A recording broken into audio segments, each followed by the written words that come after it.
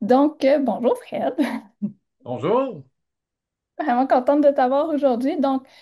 Pour commencer, justement, j'ai même pas nommé les OBNL, je t'ai laissé le scoop de ton côté. Donc, est-ce que tu pourrais nous présenter brièvement l'historique des deux OBNL, de logement dont tu es directeur, puis nous en parler un peu pour qu'on ait le contexte? Parfait. Donc, bonjour tout le monde. Ça fait plaisir d'être avec vous autres aujourd'hui. Mon nom est Fred Paquette. Je suis directeur général, en fait, d'une compagnie qui fait de la gestion. Je suis directeur général du R pour encore quelques heures et quelques jours parce que je suis en fin de mandat pour regarder un autre contrat, mais on est en train de replacer le tout, mais ce qui fait que je peux vous en parler quand même. Ça fait 5 ans que je suis là. Et je suis directeur aussi du manoir Station 7 à Saint-Jérôme. Dans les deux cas, c'est situé à Saint-Jérôme. Et les années d'existence sont différentes. La Cité des Trois-R étant un organisme avec trois volets d'habitation qui a été ouvert officiellement à la fin de l'année 2016, si je ne me trompe pas. Mais probablement, Isabelle pourrait vous en parler, probablement 8 9 ans avant qu'on a commencé à travailler, qui ont commencé à travailler sur le projet. Donc, volet un, volet 2, volet 3, pour faire vite pour les gens qui sont moins au courant. Volet un, famille. Volet 2, RPA certifié par le CIS des Laurentides, évidemment. Et volet 3, qui est des besoins particuliers de toutes sortes au niveau de la Cité des Trois-R. Quand on parle de besoins particuliers, qu'on parle d'handicap physique, qu'on parle au niveau de santé mentale, on parle, peu importe en fait, aussitôt qu'il y a une particularité, nous autres, c'est dans le volet 3. Évidemment, vous comprendrez que le volet 3 étant probablement celui qui demande le plus au niveau de l'intervention comme telle. La Cité des Trois-R a un intervenant communautaire qui est payé directement par les services. Donc, ça fait une petite différence au niveau de ce qu'il y a à faire au niveau du travail, parce que le mélange des trois est particulier. Je pourrais pas dire les seuls au Québec qui ont les trois volets d'habitation, mais on doit pas être beaucoup. Fait que ça, c'est pour ce qui est de la Cité des Trois-R. Le manoir Station 7 est une résidence uniquement du volet 2, donc une RPA certifiée communautaire, évidemment aussi, avec 125 logements, donc clientèle différente parce que c'est toutes des gens soit de 75 ans et plus autonomes ou 65 ans avec une légère perte d'autonomie. Complètement différent, mais en même temps très très proche de la Cité des Trois-Heures par rapport à son volet aîné. Fait que donc, au niveau de les deux organismes pour lesquels je chapeaute, ça ressemble à ça. Je pourrais vous en parler évidemment pendant des heures, mais je pense pas que c'est ce qui est prévu. Je pense qu'on va garder, de toute façon, je vais vous en reparler plus tard quand on parlera de mutualisation, le fait que ça va être plus complet à ce moment-là. Merci. En effet, on va pousser ça plus loin après. Donc, peux-tu me dire aussi, c'est quoi les enjeux auxquels les deux OBNL font face présentement?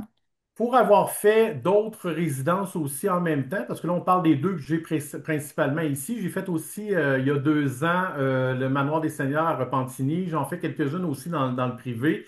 On parle beaucoup, beaucoup, beaucoup de tout ce qui est côté humain dans les résidences. Évidemment, le mélange à la Cité des Trois-R, des trois volets d'habitation, provoque des besoins particuliers par rapport à l'intervention, par rapport à l'accueil, par rapport au suivi qu'on peut faire avec les équipes qu'on a de travail, que ce soit la collaboration avec le CLSC ou autre, les hôpitaux et voilà tout ce qui vient avec.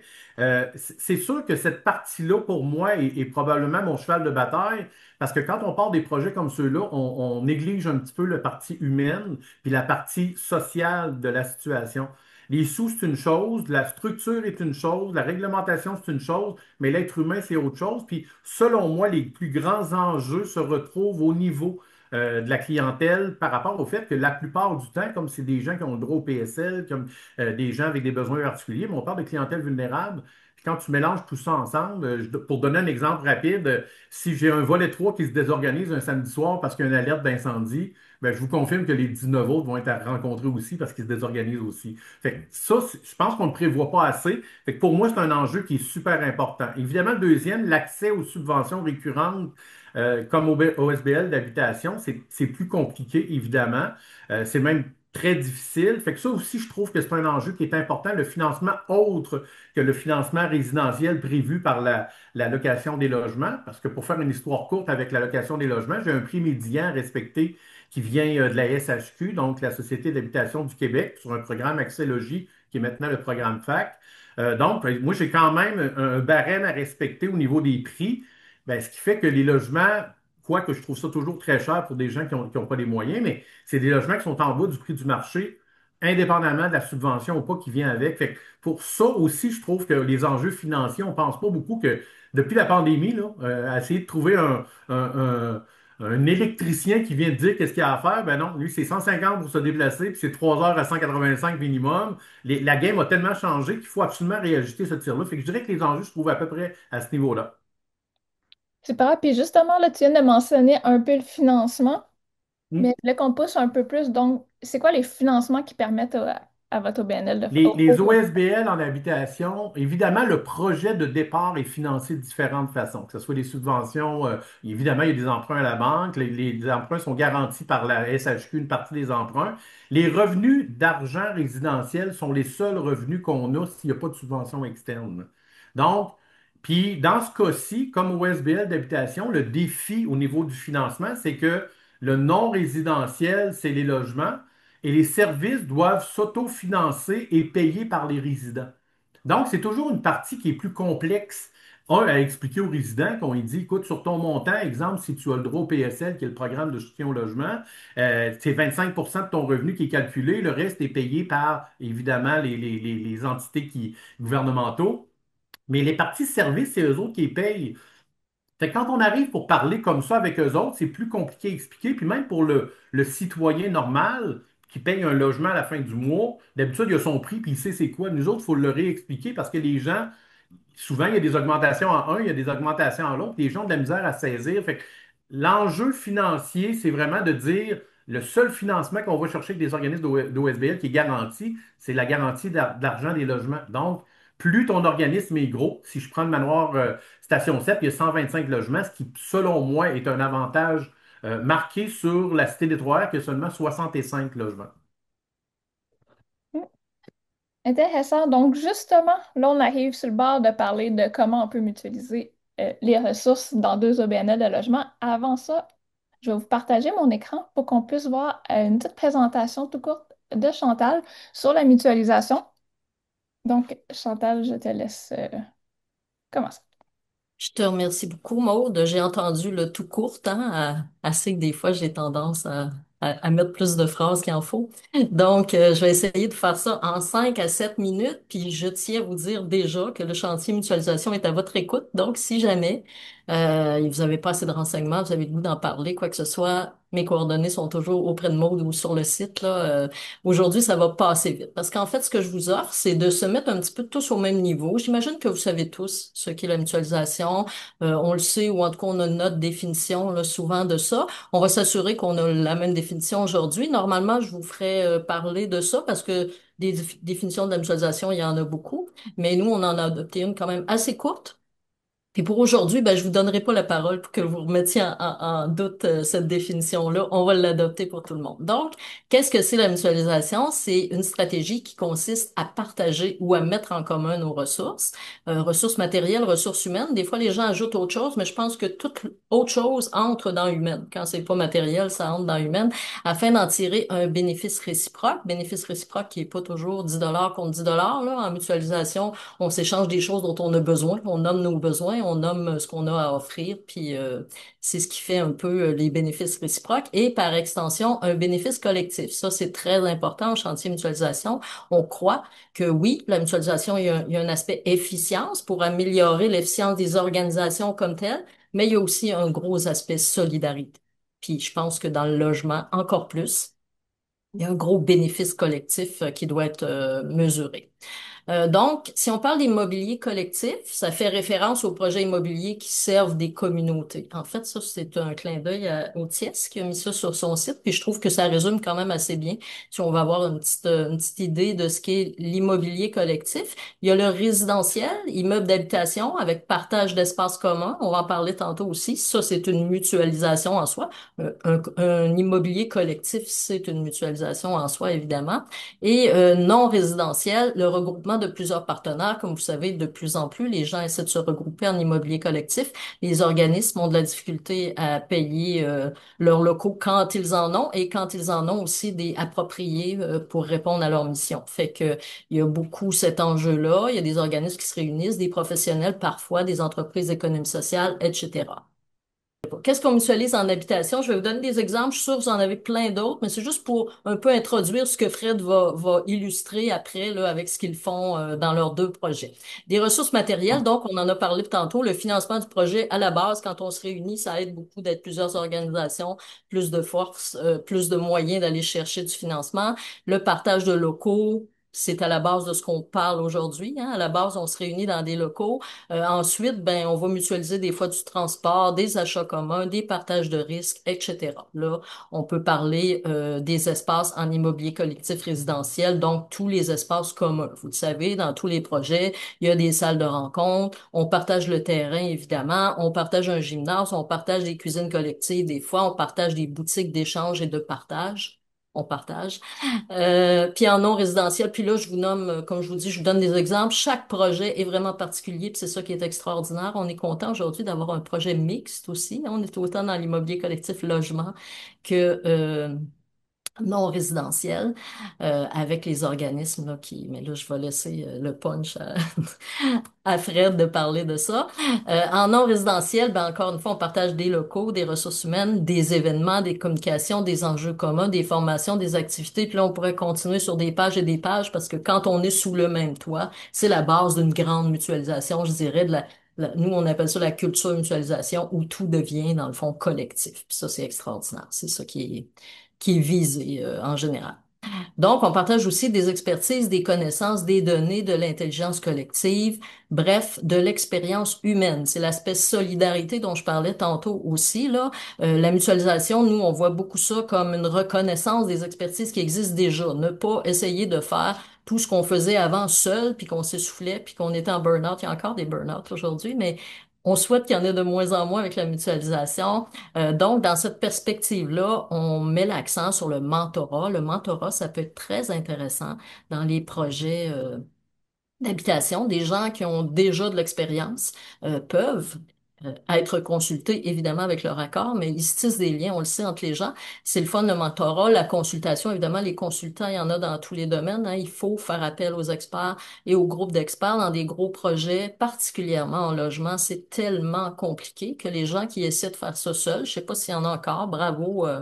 Je vous lève mon chapeau, mais en même temps, je vous dis, allez chercher des experts, des groupes d'experts. La professionnalisation des projets, c'est de plus en plus en cours, puis c'est pas pour rien, parce que c'est très difficile. Ces gens-là savent où aller cogner, ces gens-là connaissent les étapes, peuvent vous soutenir dans vos projets. Fait que la professionnalisation, ça fait aussi partie d'une mutualisation de reconnaissance d'expertise. Ensuite de ça, le regroupement et les fusions, c'est aussi, on s'en va aussi dans le sens de reconnaissance d'expertise et de la force d'un réseau, parce que regroupement et fusion, c'est les petits projets, c'est extraordinaire. Puis moi, je veux pas ici aujourd'hui dire les petits projets, c'est pas correct, puis il faut pas les faire et tout ça, pas du tout.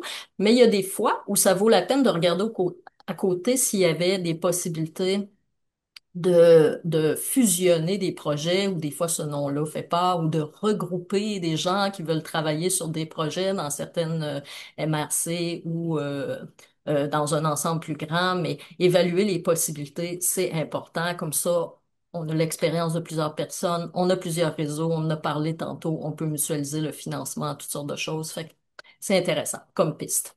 On va passer à l'autre, Maud. Et la dernière. Donc, pour quel bénéfice on fait ça? Encore une fois, je vous en ai mis quelques-uns, mais bon, vous connaissez vos projets, vous savez, il y en a plein de bénéfices, puis il y en a sûrement des nouveaux qu'on va découvrir avec le temps parce qu'on pense que travailler ensemble, c'est toujours une bonne solution. Donc, utiliser globalement l'espace de manière plus intelligente et inclusive dans les projets logements, c'est vraiment intéressant. Proposer d'autres modèles de milieu de vie et de travail, hein, que des tours à condos là, classiques comme on connaît, qui sont bien corrects, mais qui ne sont pas hors marché. Aujourd'hui, on parle plus de hors marché en ce qui concerne le logement, répondre aux besoins d'un plus grand nombre de personnes, de familles et d'organisations, parce qu'on sait que les besoins, c'est pas toute la même chose pour tout le monde. Alors, ça répond beaucoup à ça, de faire de la mutualisation aussi avec le logement, favoriser le renforcement de liens sociaux, ben ça, on le sait déjà dans les projets. Et très important aussi, participer à la transition socio-écologique et à l'atteinte de l'objectif de 20% de logements sociaux d'ici 2040. Un objectif qui est assez répandu, là, je pense que vous devez connaître, mais le réseau québécois des OSBL d'habitation, entre autres, parle de cet objectif-là. Alors voilà, c'était l'essentiel de ce que j'avais à vous présenter. Comme je disais, je veux juste vous dire qu'on a des services à développement social Laurentide pour soutenir éventuellement des projets. Fait que si aujourd'hui vous avez des idées, vous pouvez nous appeler. On a plein de choses qui peuvent vous aider. On parle de reconnaissance, d'expertise on a des choses à partager aussi avec vous par rapport à ça et ça nous ferait plaisir, pour vous soutenir dans vos projets. On va repasser, à Maude. Oui. En effet, côté mutualisation, on a plusieurs ressources sur notre site web et on a justement une ressource humaine dans le en Chantal qui peut vraiment soutenir les projets de mutualisation. Et là, justement, maintenant qu'on a la même base, on voulait vraiment montrer un exemple de mutualisation vraiment ancré dans un projet, logement surtout. Donc, c'est là qu'on va commencer à fouiller un peu avec Head sur les aspects de la mutualisation qu'il y a dans les projets. Donc, pour commencer, Head, peux-tu nous parler des différents aspects de la gestion des OBNL qui sont mutualisés? On a parlé de direction, de peut-être les cuisines. On avait plusieurs aspects. Tout à fait. Dans un premier temps, merci Chantal. C'est vraiment un résumé qui, je trouve, est très complet par rapport à la mutualisation. J'aime beaucoup la façon dont vous le présentez, fait que je n'avais pas vu ta présentation avant. C'est exactement vers la ligne de conduite que moi et tous ceux et celles que je parle de mutualisation embarquent. C'est vraiment dans ce sens-là. Tu parlais de une des définitions, mais je trouve qu'elle est assez complète. Je voulais juste te le dire. Pour moi, c'était très, très le fun d'entendre nos oreilles de voir qu'on peut se regrouper tout le monde. La question est par rapport à la gestion. Donc, je vais premièrement parler gestion. Évidemment, quand on parle direction, je parle surtout de gestion de deux organismes en même temps. Il y a beaucoup de défis. Beaucoup de gens disent comment tu fais pour donner tant de temps à une, tant de temps à l'autre. Ben, j'ai fait de la mutualisation dans le travail que je fais. Donc, quand je travaille, j'ai à travailler sur, exemple, les finances, ben, que ce soit sur deux projets en même temps, ben, tu travailles les deux en même temps. Même chose au niveau des payes. C'est vraiment au niveau les horaires, tu sais, quand tu dis tu peux regrouper ton clérical des deux organismes en même temps puis les travailler en même temps, ben que je fasse une paye pour un ou une paye pour l'autre, pour moi, ça change rien. Ce qui est important, c'est de mutualiser les outils pour le faire.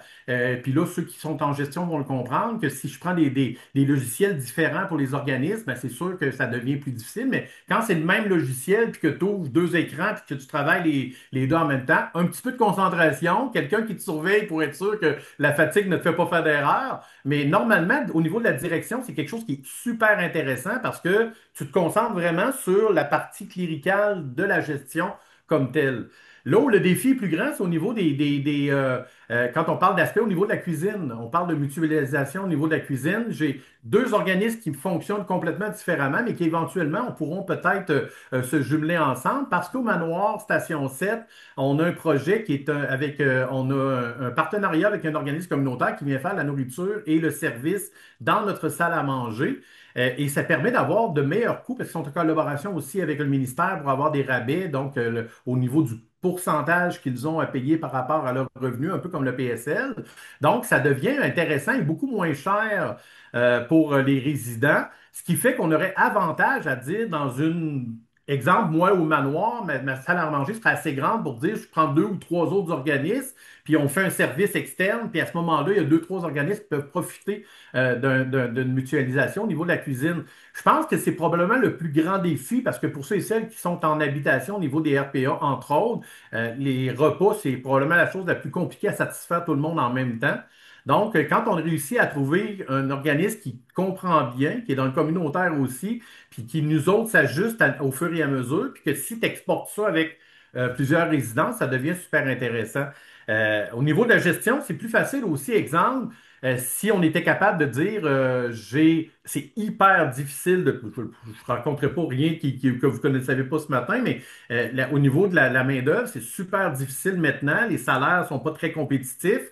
Depuis la pandémie, c'est encore plus difficile. Fait que de mutualiser les équipes de travail, je trouve que c'est tellement le fun puis tellement intéressant. De toute façon, c'est un travail qui se ressemble dans les endroits. Un coup que la formation est faite, puis le mentorat qu'on disait tantôt est bien placé, ben, de changer de place pour un employé, puis qui étant donné que la proximité me permet de le faire avec mes résidences, ben moi, ça devient très avantageux à ce niveau-là aussi.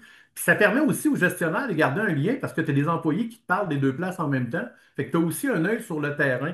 Fait que c'est vraiment au niveau de la gestion, c'est vraiment au niveau, cette mutualisation-là devient performante justement par rapport à l'information que tu as, que tu toutes les informations qui rentrent régulièrement, puis tu es capable de contrôler à ce moment-là. Fait qu'on parle vraiment de cuisine et de, de gestion, mais probablement que dans la prochaine question, tu vas sûrement me demander pour les résidences précises, puis je vais aller un petit peu plus loin dans la dans la prochaine réponse. Super. Mais justement, puis quand on avait discuté en préparation de ce webinaire-là, tu nous avais parlé de quelle façon la mutualisation se vivait au sein même de la Cité des Trois Heures, de la façon que c'était bâti, tu sais, dans tu sais, le côté multigénérationnel en partant, puis l'entraide qu'il y avait entre les résidents, le local de partage. Fait que j'aimerais que tu nous parles un peu de ça parce que là, c'était vraiment inspirant. On va vraiment mélanger. Je ne mélangerai pas les deux. Je vais vous faire une réponse qui parle des deux organismes parce que c'est vraiment mon cheval de bataille. Moi, je trouve ça important. La Cité des Trois-Heures, ce qui m'a attiré là, c'était vraiment les trois volets d'habitation mélangés. Je trouvais que de formation, je suis travailleur social, puis je trouvais que ça n'avait aucun bon sens. Comment qu'on pouvait réussir à maintenir un groupe homogène, puis qu'il n'y ait pas trop de problèmes qui viennent avec. Je vous confirme qu'il y en a en masse des problèmes qui viennent avec. Mais des exemples de mutualisation, exemple à la Cité des Trois Heures par rapport au fait que c'est trois volets, on l'a beaucoup vu, puis encore plus avec l'avènement de la pandémie. Mais je dis ça parce que ça a été surprenant de voir à quel point les gens s'entraidaient quand il y a eu un lockout de sortir de chez nous. On l'a vu à ce moment-là, les personnes âgées qui gardaient les enfants des travailleurs ou des personnes qui avaient à sortir en urgence, des résidents hommes, pères de famille qui allaient déneiger les voitures des résidents plus âgés, des gens qui s'aidaient dans les ménages. Pour moi, c'est une forme d'entraide qui est tout à fait incroyable. Quand tu vois cette entraide-là dans une résidence comme celle-là, tu oublies tous les gros défis que ça donne d'avoir autant de gens qui ont besoin d'intervention parce qu'on dirait qu'ils se mettent tout en mode opération en même temps, puis tout le monde veut s'aider parce qu'ils voient tous qu'ils ont un problème. Fait que ça, c'est tellement gratifiant de voir à quel point de faire un effort pour avoir le regroupement des trois volets d'habitation ensemble, c'est impressionnant. Puis là, ben, ça donne des magnifiques résultats. Je donne un exemple. On a des gens qui ont pris en charge la cuisine collective, puis qu'avec les restes parce qu'on a aussi un comptoir alimentaire interne qui est géré par à peu près le même groupe, puis eux autres prennent la nourriture de surplus, fabriquent des repas et donnent des repas. On a même un congélateur qui est débarré, puis que les gens qui manquent de nourriture passent, vont chercher quelque chose dans le congélateur, puis ils repartent, puis tout le monde réussit à manger à sa faim parce que justement, c'est comme ça que ça fonctionne. Régulièrement, au niveau des résidents, c'est ce que je vois. Un autre résident arrive, puis dans nos choix de résidents, on essaie le plus possible d'aller chercher des forces dans les différentes personnes qui viennent. Tout le monde a une expérience de vie incroyable, puis on essaie de saisir ça en même temps, et que ça soit de la personne spécialiste en nourriture à quelqu'un qui a été bibliothécaire puis qui veut continuer avec la bibliothèque, un musicien qui veut monter des groupes de musique. Tout se fait par le résident, le pour et par. Puis ça, c'est vraiment quelque chose d'intéressant au niveau de la Cité des Trois-Heures. La Cité des Droits, je le répétais un petit peu au début, le défi est vraiment au niveau social, puis de ne pas avoir d'intervenants sur place, c'est probablement la plus grande difficulté qu'on a. Fait qu'on a travaillé beaucoup en fait, on travaille beaucoup en collaboration avec les entraidants, le groupe L'Entraidant que vous connaissez assurément. Une collaboration géniale. Il y avait besoin d'un point de service. On avait besoin de quelqu'un dans bâtisse à l'occasion pour maintenir aussi puis donner un coup de main s'il y avait quelque chose. Fait qu'on s'est rencontrés, on a décidé de travailler ensemble. Ils ont un bureau maintenant à la Cité des Trois-Airs. Ils se présentent quelques jours par semaine, font des réunions avec leur groupe. Puis ça a attiré plein de monde qui, dans ma bâtisse, qui sont déjà des aidants naturels puis qui ne le savaient même pas, là. Fait que là, ça permet d'aller beaucoup plus loin, ça permet à mes résidents d'avoir ces formations-là, puis en même temps, moi, ça me permet d'avoir quelqu'un dans la boîte, qui c'est tous des intervenants qui sont formés aussi pour l'entraide. Puis ça amène des questions, ça amène les groupes qui viennent à la Cité des Trois-Heures se questionnent sur comment ça fonctionne. Fait que ça nous permet en plus de faire du rayonnement par rapport à une clientèle qui pourrait être importante chez nous aussi, puis pour l'avenir, selon moi, qui est génial à ce moment-là. Je pourrais vous parler de la Cité des Trois-Heures et de cette espèce d'entraide-là qu'on a pendant des heures. Je sais que je vois en haut de mes questions que j'ai un temps limite, fait que je vais faire attention, mais je répondrai à vos questions. Quand je suis arrivé, ça fait pas très longtemps que je suis au manoir Station 7, ça fait pas tout à fait 6 mois. C'était un de mes gros défis aussi et on est en train de développer. Donc, au manoir, on a la nourriture et c'est un projet qui va super bien, qu'on veut commencer à exporter. Mais au-delà de ça, on a développé des relations, entre autres, avec MAVN, qui est Mesure Alternative pour ceux qui connaissent l'organisme. On leur a fourni un bureau aussi. Ils viennent une fois par semaine. Puis chaque fois, moi, que j'ai un problème, soit entre deux résidents ou qu'un résident qui a besoin d'aide ou qui a besoin d'intervention, ça me permet d'avoir un organisme communautaire qui vient régulièrement, donc une fois par semaine chez nous. Puis là, on a une liste de rendez-vous, puis les gens vont les rencontrer. Fait que ça donne un service supplémentaire à de l'intervention, puis à des rencontres. Puis ça, pour moi, ça vaut beaucoup, beaucoup d'argent.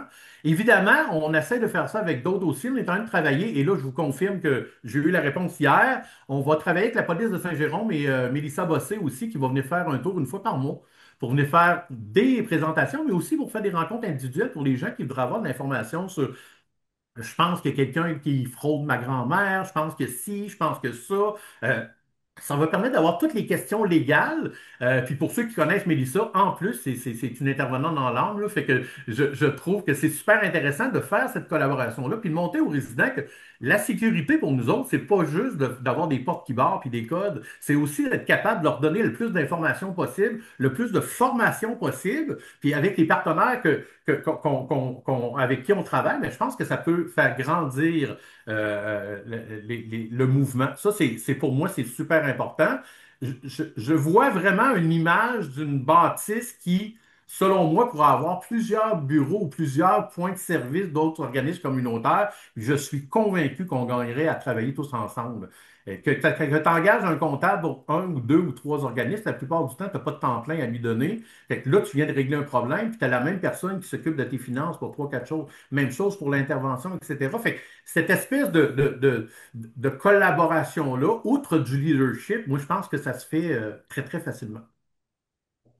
Très intéressant. Puis, tu as comme abordé de plein de façons un peu la dernière question que j'avais pour toi parce que tu l'as mentionné au début, tu es travailleur social d'origine et D'origine. d'origine. Puis, je sais que tu prônes beaucoup la valorisation, tu sais, du travail social pour maintenir, tu sais, la bonne, la bonne vie dans les OSBL d'habitation. Là, je vois que par la mutualisation, tu as réussi quand même à en avoir un peu accès à des intervenants et tout, mais peux-tu nous en dire, c'est quoi le besoin vraiment? Pourquoi il faudrait plus de travailleurs sociaux?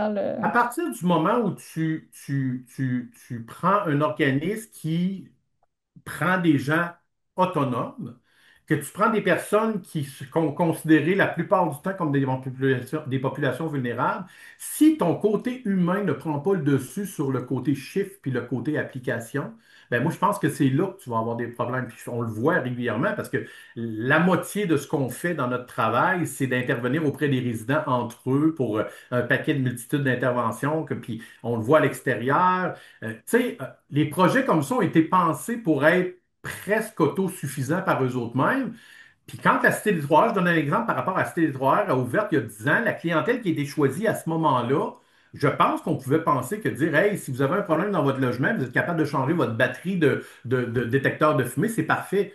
10 ans plus tard, la vie nous amène vers du maintien à domicile. Moi, j'ai une photo qui est complètement différente d'il y a 10 ans. J'ai des gens qui sont rentrés en 2016 qui sont encore là, mais impossible de leur demander d'aller changer Fait que là, ça devient des coûts supplémentaires parce que ton concierge travaille plus, etc. Tu peux plus penser à un concierge à temps partiel, il faut que tu le penses à temps plein. Fait que c'est ce que je reproche un peu au projet c'est un grand mot, là, un reproche, mais un des commentaires que je dis souvent, c'est qu'il ne faut pas prendre une photo synthèse au départ d'un projet, mais bien une vidéo, parce qu'il va évoluer, ta photo va évoluer, puis effectivement, si on prône le maintien à domicile, je pense surtout au niveau des RPA, ben clairement, il faut penser que ces gens-là, ils vont rapidement pas être capables, puis ça ne veut pas dire que les familles, puis je ne posterai pas de commentaires sur les familles par rapport aux gens qui sont placés en RPA, parce que ça aussi, on pourrait avoir un débat là-dessus, là. Mais j'ai pas tant de familles que ça qui s'impliquent au niveau de mes résidents.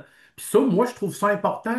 Au départ, c'est facile de choisir quelqu'un qui va t'aider, puis que, il va embarquer, c'est un ancien journal, c'est super intéressant, mais ces personnes-là vieillissent comme nous autres, puis on peut pas se permettre à ce moment-là de dire, ben non, vous allez changer vous autres même votre détecteur de fumée, etc., etc. Fait que pour moi, cette espèce de, au niveau du travail social, cette espèce d'oubli-là qu'on fait que c'est un milieu de vie avant tout et non pas seulement un bloc appartement, ben pour moi, il faut absolument revoir la situation. Et c'est un problème dans probablement la plupart des résidences OSBL en habitation parce qu'on ne le prévoit pas au départ. Fait que c'est pour ça que je prône beaucoup. J'ai eu la chance d'avoir fait la formation. Fait que moi, quand j'ai fait de la gestion, c'était facile pour moi de faire de l'intervention. C'était même, puis encore plus facile, c'était l'intervention non formelle. Fait que j'avais à intervenir, j'avais le beau rôle, puis j'avais pas paperasse à faire. Fait que pour moi, c'était super intéressant. Mais je pense qu'il faut regarder vers ça. Puis trouver quelqu'un qui va faire de la gestion, qui est nécessairement un travailleur social, on est chanceux dans ce cas-ci. Moi, je l'ai fait, mais je pense pas que ça se trouve si facilement que tout le monde a de l'intérêt en travail social pour faire aussi de la gestion. Donc, pour moi, d'aller chercher une espèce de combinaison, d'où la mutualisation, parce qu'une personne qui pourrait faire de l'intervention pourrait le faire. Puis ça, les partenariats, que ce soit avec le CIS, qu'on a déjà une belle collaboration, avec les organismes communautaires, ben c'est là que tu vas chercher, puis tu as le plus de gens présents dans ta bâtisse, puis là, ça fait bouger les choses. Je pense que ça répond aux besoins de l'être humain qui vient chez nous, parce que au départ, c'est pour ça qu'on le fait, là. C'est pas pour. Il n'y a pas de, il y a pas de bénéfice financier à aller chercher, à ouvrir des bâtisses comme ça. On n'a pas de profit à faire. Donc, si tu veux vraiment aider l'être humain, il faut que tu penses en être humain et non pas en chiffres. Fait que ça, pour moi, c'est super important. Ça répond à la question, Marie? Oui, good. Oui, puis je trouve que ça fait une belle citation de fin. Il faut penser à l'être humain et pas aux chiffres.